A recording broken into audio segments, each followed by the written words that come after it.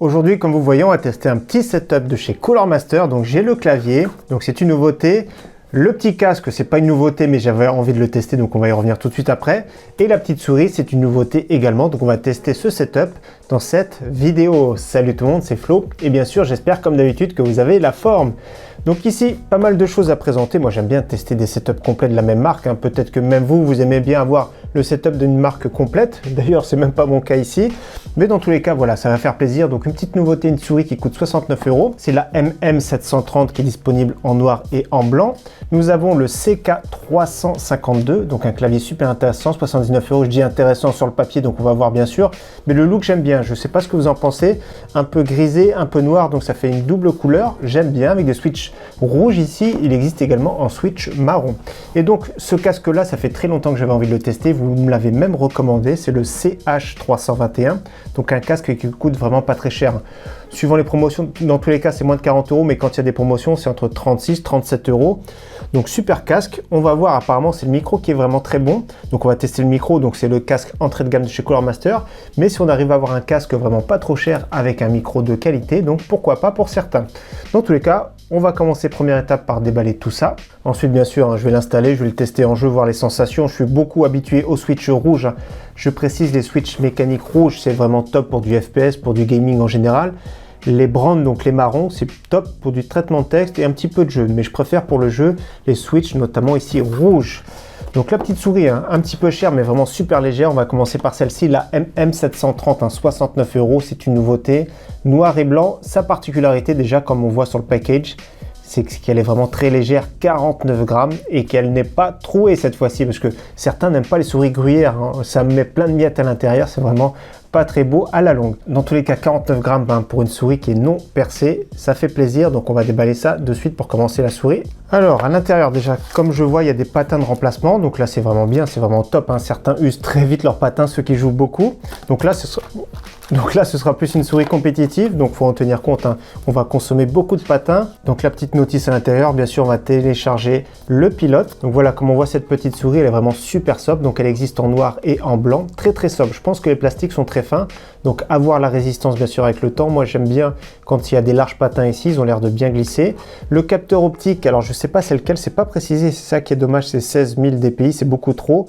Autrement, 70 millions de clics, la plupart du temps, une souris même haut de gamme, c'est 50 millions de clics.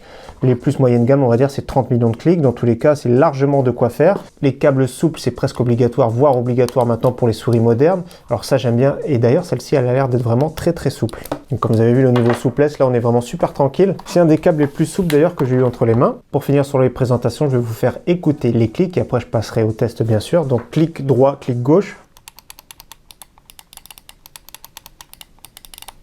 Donc pour le coup, rien à dire. Au niveau de la molette, donc c'est bien cranté. Et donc comme on voit, c'est une souris plus pour droitier avec les boutons sous le pouce droit. On peut peut-être reprocher ici que les boutons sont pas assez gros. Au niveau des traces de doigts, on voit aucune trace de doigt apparente. Mais c'est vrai que c'est une souris qui c'est surprenant. C'est vraiment super léger, 49 grammes. C'est vraiment bluffant et d'ailleurs ça fait place une souris, on a l'impression qu'elle est vide à l'intérieur, c'est ça qui est flippant. Donc ça fait un peu bizarre, donc à voir au niveau de la glisse. Mais c'est vraiment super léger, on croirait presque une souris cheap. Mais pour 69 €, ça fait bizarre au niveau de la qualité. Donc après au niveau du plastique, comme je vous ai dit, c'est vraiment du plastique mat. Il n'y a aucune trace de doigt et tout, donc après bien sûr à voir en test. Donc je vais la mettre de côté. Donc ensuite on va continuer sur le clavier, un clavier souris. Donc un clavier 79 € CK352. Pareil, je vais le déballer. Donc là, ici, il y a du scotch quand même. Comme vous savez, au niveau des claviers Cooler Master en général, le rapport qualité-prix est vraiment excellent. Donc là, on va vérifier celui-ci, mais déjà le look, j'aime bien. Quand on voit la boîte comme ça, bicolore, j'aime bien. Donc je vous montre ce que ça donne directement. Donc nous avons affaire à un clavier ici en plein format, donc peut-être qu'il y a une version TKL qui va suivre plus tard. Et donc à l'intérieur, il y a juste l'outil pour retirer ici les touches et le petit manuel. Donc voilà ce qu'on peut constater directement ici quand on le déballe, c'est qu'on voit clairement que le câble n'est pas souple. Ça c'est vraiment dommage, un câble comme ça traditionnel, je ne suis pas trop fan en général. J'aimerais bien avoir déjà des câbles un peu plus sobres et un peu plus souples. Là c'est un peu plus raide, donc ça peut être dérangeant pour certains. Plaque en aluminium ici, complètement. Moi je trouve ça super joli, la finition j'aime beaucoup. Donc on voit clairement pour le prix, ce ne sont pas des touches en PBT, ce sont des touches traditionnelles en ABS. Donc au niveau des traces de doigts, à la longue ça se voit un peu plus, et au niveau de la poussière. Donc voilà, ce sont des touches traditionnelles comme on voit ici. Autrement, on voit bien les switches rouges, donc c'est un clavier qui sera RGB bien sûr. Mais je ne sais pas ce que vous en pensez, moi j'aime bien ce double couleur ici, avec le petit logo ici de chez Cooler Master.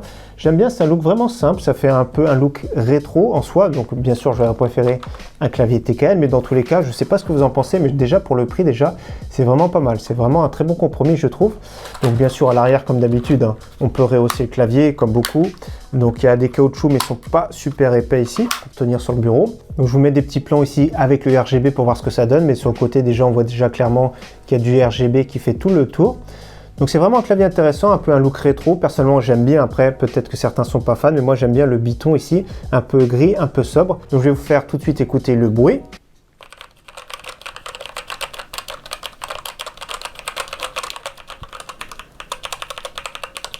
Donc il y a une petite résonance, on voit que c'est pas lubrifié non plus. La touche espace, toujours un peu plus bruyante, c'est la plus difficile à contrôler celle-ci. Touche Enter. Donc voilà, donc ça ressemble plus ou moins à un clavier MX Red hein, au niveau du bruit, etc. Donc il y a possibilité toujours d'amortir le son avec des petits joints O-ring ici. Donc dans tous les cas, c'est vrai que les claviers plutôt haut de gamme, maintenant c'est des touches qui sont lubrifiées, des touches qui sont détachables à chaud. Là c'est un clavier plutôt milieu de gamme, donc ça peut se comprendre. Dans tous les cas, à tester bien sûr. Et donc on va terminer par le casque. Hein. J'espère que le son du micro va être top, un CH321. Alors il me semble que c'est USB, hein. Je vais vérifier, mais il me semble que c'est du USB. Donc là c'est vraiment top si vous avez un PC portable avec une carte son pas terrible ou une carte mère de PC fixe avec une carte son pas terrible. Donc je vais vérifier quand même que je dise pas de bêtises. Alors déjà les promesses, un confort supérieur et inégalé, c'est ce qu'on va voir. Compatibilité multiplateforme, c'est top. Qualité sonore hi-fi pour tous vos besoins.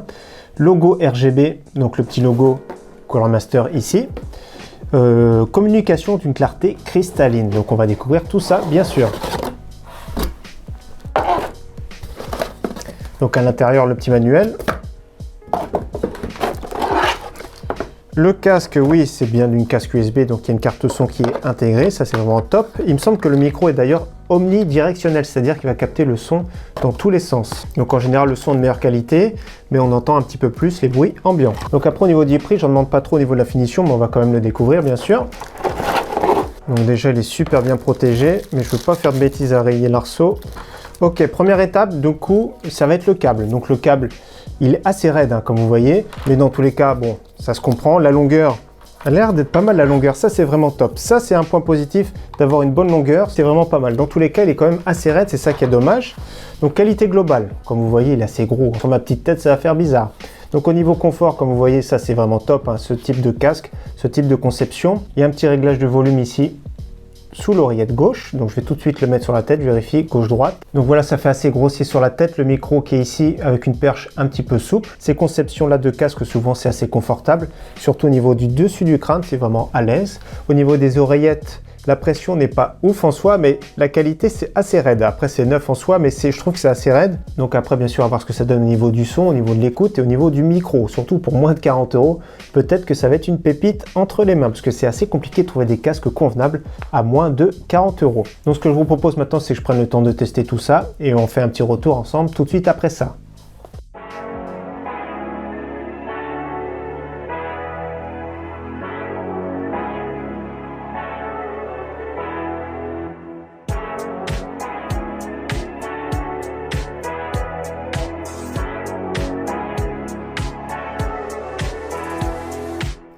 Alors c'est parti pour le résultat. Déjà je vous parle avec le micro du CH321. Donc je ne sais pas ce que vous en pensez. Là c'est le son brut tel qu'il sort directement, 90% sous Windows. J'enregistre avec Audacity, donc le son personnellement je le trouve vraiment super correct. Maintenant je vais appliquer un petit compresseur le reste de la vidéo. Donc le son sera beaucoup plus clair. Donc c'est possible si vous enregistrez sur des vidéos sur YouTube d'appliquer un petit compresseur. C'est possible également via OBS quand vous streamez d'appliquer un petit compresseur. Donc c'est plus la réalité du son qui va sortir quand vous allez publier du contenu. Dans tous les cas, le son déjà brut est vraiment très bien, le son compressé est encore mieux, il y a un léger bruit de fond, mais pour le prix du casque, je trouve vraiment excellent. Donc sur la tête déjà, au niveau confort, c'est vraiment pas mal. Ça chauffe un petit peu sur les côtés ici, au niveau du dessus de la tête, il y a vraiment zéro problème. Tout de suite, on pense aux porteurs de lunettes, donc les petites lunettes pour tester. Donc là, ça force un peu. Ça force un peu, donc ouais, on sent quand même une pression, donc moi je préfère les lunettes les mettre au-dessus comme ça. c'est beaucoup mieux. Donc là, il n'y a vraiment pas de souci. Ça fait un petit peu vers le bas, mais ça passe. Donc si vous mettez près du coussinet, ça sert.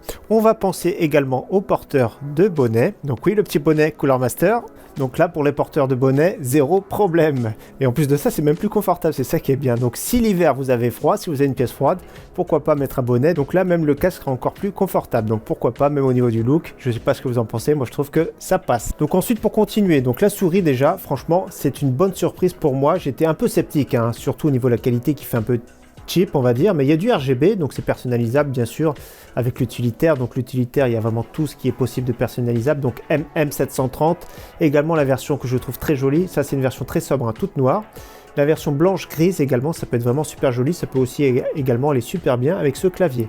Donc agréablement surpris. Le prix un petit peu cher, 69 €. Je ne sais pas ce que vous en pensez. Personnellement, je trouve qu'il y a beaucoup de concurrence dans cette gamme de prix. Dans tous les cas, au niveau du poids, je trouve que c'est vraiment très surprenant. C'est très difficile à prendre en main, mais une fois qu'on s'est habitué, c'est vraiment top. Donc moins de 50 grammes, je vous rappelle.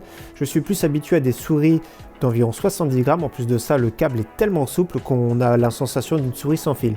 Donc seul petit point négatif. D'ailleurs, c'est un capteur Pixar, donc le seul point négatif pour moi, c'est qu'il fait un peu cheap, on va dire, au niveau de la finition. Mais pour ceux qui sont allergiques des souris un peu type gruyère, là, c'est vraiment top. Donc c'est bien, mais il y a quand même beaucoup de concurrence dans cette gamme de prix. Petit clavier, le CK352. Donc là déjà, le petit défaut qu'on remarque, c'est le câble qui est un petit peu raide. Et autre défaut, ça peut être également qu'il n'y ait pas de raccourci multimédia. Autrement, au niveau du RGB, il y a beaucoup de choses qui sont personnalisables. Également, comme vous voyez sur le côté, il y a deux petits liserés. Moi, je les trouve vraiment très beaux. Après, comme je le dis à chaque fois, je préfère les claviers, surtout pour les gamers. Les claviers TKL sans le pavé numérique parce que j'ai tendance à shooter dedans. D'ailleurs, la souris par défaut était réglée à 1200 dpi. C'est ce à quoi je joue sur mon écran 1440p. En 1080p, je joue en 1000 dpi. Donc moi, j'aime bien les claviers plus courts, mais pour le prix, c'est vraiment top. Sensation des raids, c'est équivalent aux concurrents de chez Cherry MX. Le RGB, personnalisation également. Le look rétro, personnellement, j'aime beaucoup. Donc, pour le prix, c'est vraiment très raisonnable, c'est un bon milieu de gamme, donc pas grand chose à lui reprocher, même au niveau de la finition, donc là franchement pas mal. Donc voilà, pour conclure, comme d'habitude, hein, Cooler Master essaye de faire du bon rapport qualité-prix, seulement la souris, comme je vous ai dit, le seul défaut, elle est vraiment très performante, mais voilà, un petit peu cher, un peu plus cher que le reste, on va dire, de la gamme. Dans tous les cas, je ne sais pas ce que vous en pensez, moi j'aime bien le son, j'aime bien le casque, c'est sûr pour moins de 40 €, faut pas trop être exigeant, mais à la longue, ça chauffe quand même, je sens que ça chauffe. Voilà, c'est peut-être désagréable, mais la carte son intégrée, c'est vraiment top. Après au niveau musique c'est sans plus, au niveau de l'écoute du jeu ça sonne un petit peu creux, on va dire qu'il y a ça manque un petit peu de basse, mais sinon c'est assez clair, c'est pas un son pourri en soi, donc on va dire que c'est pas un son hi-fi comme ils promettent sur la boîte, mais la qualité sonore globale est vraiment très correcte, et pour moins de 40 €, je pense que c'est le meilleur casque que j'ai testé, surtout au niveau du micro. Dans tous les cas, comme d'habitude, hein, je mettrai tous les liens utiles dans la description de la vidéo. N'hésitez pas bien sûr à partager dans les commentaires ce que vous en pensez de ce matos-là, et ce que vous aimez bien, ce que vous aimez pas dans cette gamme de prix, ce que vous auriez acheté par exemple, si vous trouvez mieux. Donc n'hésitez pas bien sûr à partager, on est là pour ça. Dans tous les cas, encore une fois, merci à tous d'avoir suivi cette vidéo et j'espère qu'elle vous aura plu. Je vous dis à très bientôt sur ma chaîne. Ciao, bye!